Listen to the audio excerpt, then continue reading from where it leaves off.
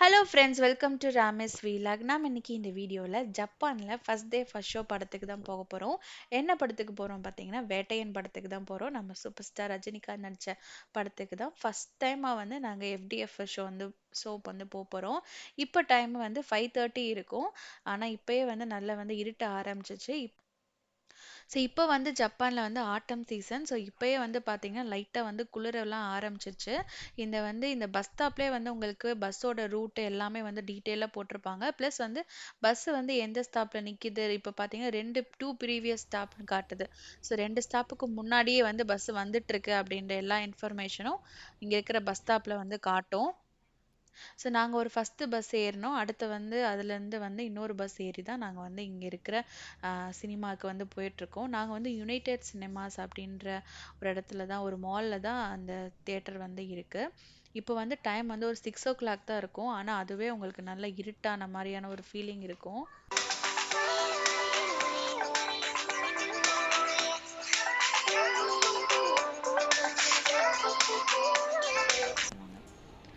இப்போ வந்து பார்த்தீங்கன்னா 6:30க்கே நாங்கள் தியேட்டருக்கு வந்துட்டோம். ஆனால் 7 o'clock வந்து படம் ஸ்டார்ட் பண்ணுறதா வந்து டிக்கெட்டில் போட்டிருந்தது.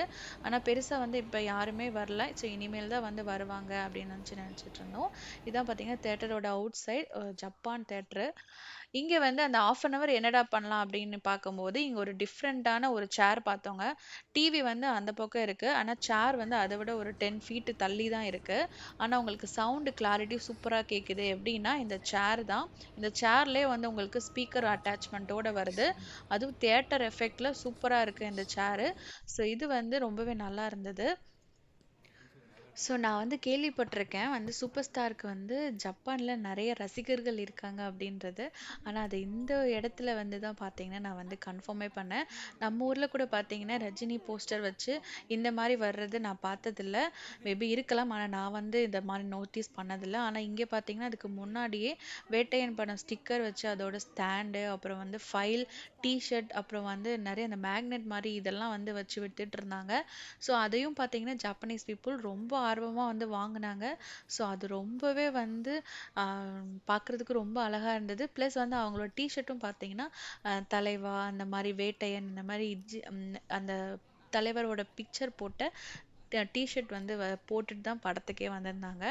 இது வந்து பார்த்தீங்கன்னா நான் வந்து இது சிடின்னு நினச்சி கேட்டேன். ஆனால் வந்து அவங்க வேற ஏதோ எக்ஸ்பிளைன் பண்ணாங்க. ஜப்பனீஸில் சொன்னதான் எனக்கு புரியல. அவங்க செஞ்சே காட்டிட்டாங்க. ஸோ இது வந்து பார்த்தீங்கன்னா ஒரு சின்ன வந்து ஸ்டாண்டு மாதிரி, அது வேட்டையன் போஸ்டர் இருக்கிற ஸ்டாண்டு மாதிரி நீங்களே பார்க்குறீங்க. வந்து பாருங்க, ஜப்பனீஸ் வந்து காசு கொடுத்து அந்த ஃபைல்லாம் வாங்கிட்டு போகிறாங்க. இது வந்து பார்க்குறதுக்கு ரொம்ப சூப்பராக இருந்தது. ஹாய்.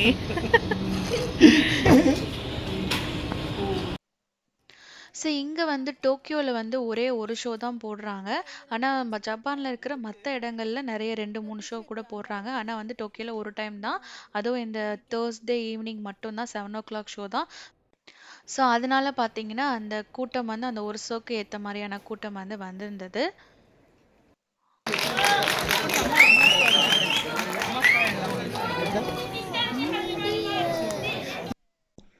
ஸோ நாங்கள் பார்த்தீங்கன்னா படம் முடிஞ்சு வெளியே வந்துட்டோம். எனக்கு இந்த படம் வந்து பர்சனலாக பிடிச்சிருந்தது. ஸோ நீங்களும் கண்டிப்பாக வந்து வாட்ச் பண்ணி பாருங்கள், தியேட்டரில் போய் பாருங்கள்.